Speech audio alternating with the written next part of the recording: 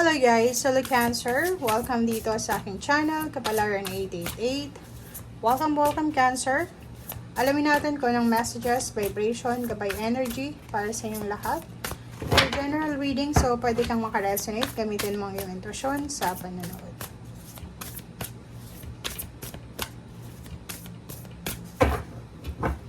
Okay. Cancer, kumuha tayo dito ng dalawang baraha.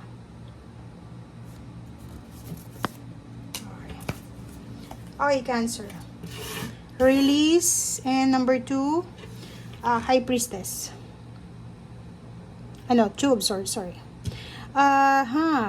So, nakikita ko sir dito, Cancer, na maraming beses ka na sa buhay mo na gusto mong magdesisyon, na umalis, tapusin.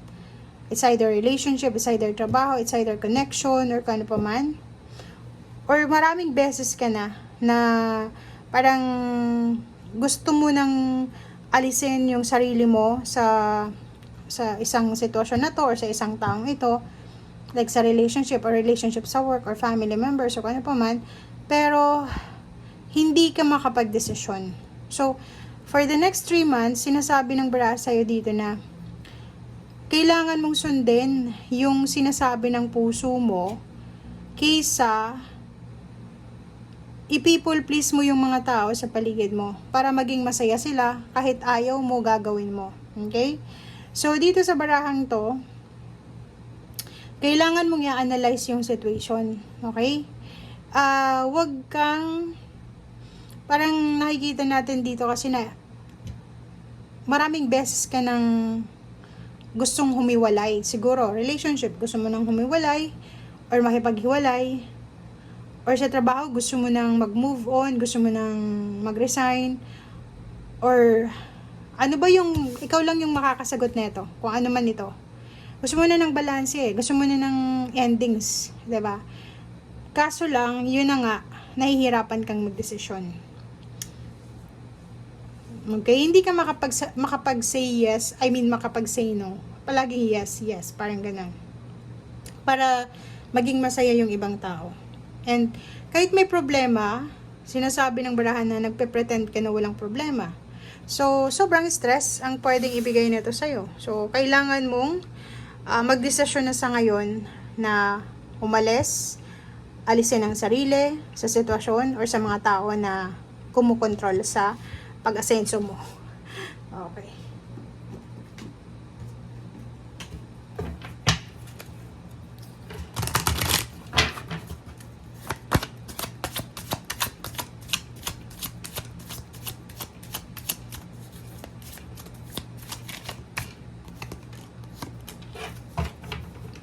Number 13, number 4, number 28, 10.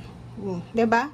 So, kung makikita mo dito, it's a completion to So, if ever man sa relationship siya, kung may mga relationship na kailangan nang tapusin, kailangan mo nang tapusin siya. Okay? Maikli lang yung buhay dito Diba?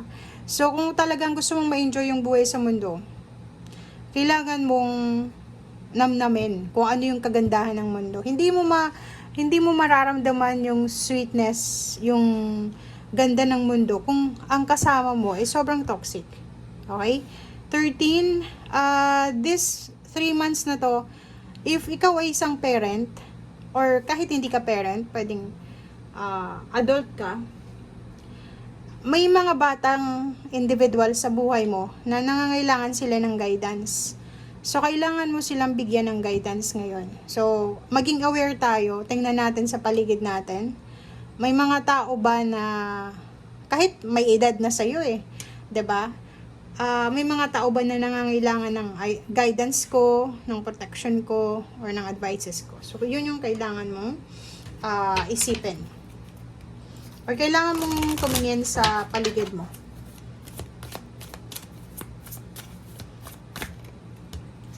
Okay, 3 cards. 'Di ba? So, isa confirmation tayo. Letting go.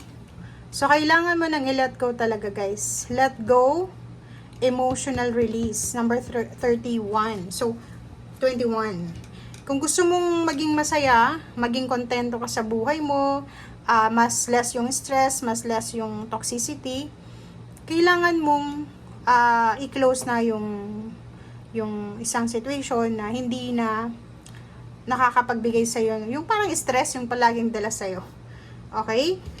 And makinig ka sa sinasabi ng iyong intuition. Makinig ka sa sinasabi ng intuition mo.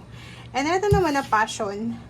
Sinasabi ng baraha sa'yo dito na mayroon sa inyo, Cancer, na punong-puno ng motivation.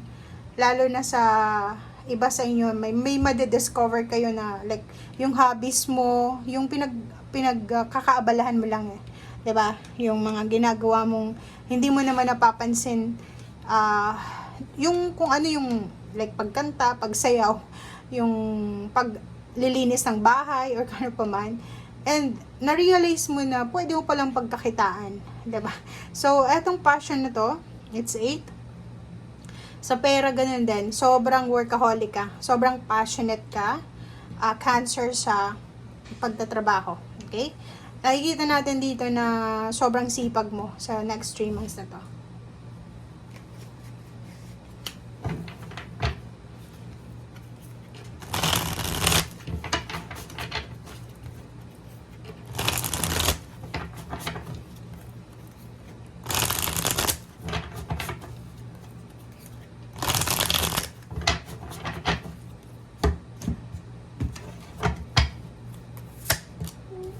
Okay, 9 of Cups, Emperor, and then 5 of Cups. So, nakikita ko sir dito, Cancer, na meron kang emotional satisfaction na mararamdaman sa 3 months na to. So, marami kang isi-celebrate dito. It's either may birthday celebration sa family, may graduation, may birth ng baby, may birth ng new business, ng ideas, may bagong work, or kung ano man to, may reunion. Marami kang isi-celebrate sa next 3 months na to. Meron din ditong salary increase, pagtaas ng posisyon sa trabaho, pagtaas ng tingin sa sarili, parang ganun. And personal power, pwedeng babalik sa'yo yung, marireclaim mo yung power mo, kung anong nawala sa'yo, mapapera man yan, naloko ka, na-scam ka, pwedeng maibalik to sa'yo ngayong next 3 months na to. And sinasabi ng baraha sa'yo dito na no more 5 of Cups, no more regrets, 'di ba? Yung parang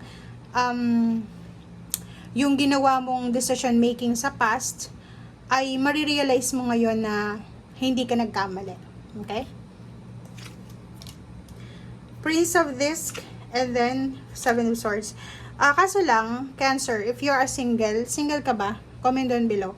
Mag-iingat ka, lalo kung babae ka. Mag-iingat ka sa nag-o-offer sa'yo ng relationship. Kasi pwedeng may nag-o-offer sa'yo ng relationship na may kalakip siya ng pera or may kalakip siya ng material things. Yung parang may gusto sa'yo tapos dinadaan ka sa pera or sa regalo. Ingat-ingat ka kasi ang taong yan ay hindi talaga siya yung totoong tao. Diba? May hidden agenda siya. Or even sa pera, mag-iingat tayo sa pagbibigay ng pera, pagpapahiram ng pera, or posibleng mag-iingat tayo sa paghawak ng pera or pagtanggap ng pera para hindi ka magsisi sa bandang huli. Kasi may tao dito na pwedeng lokohin ka, may tao dito na parang pinagpaplanuhan ka na nakawan, parang ganon. For example, naghahanap ka ng trabaho, tapos instead na makahanap ka ng trabaho, nakahanap ka ng isang scammer na tao na sasabihin sa'yo, alam mo, pag sumali ka doon sa organization namin, magbibigay ka lang ng 10K, kikita ka ng 100K, 'di ba? So instead kikita ka, ikaw pa yung nawalan ng pera. So ingat-ingat ka sa usaping pera sa next 3 months na to. Kasi maraming posibleng mangyari na kasi etong 7 of Swords na to is hindi mo alam eh. Wala ka namang alam eh. Hindi mo alam kung ang taong ito is sincere ba sa offer sa'yo.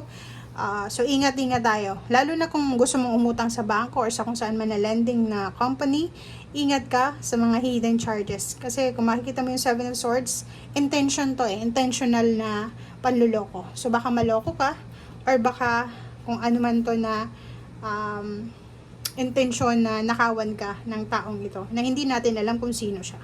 Okay, so thank you guys and see you again. Bye!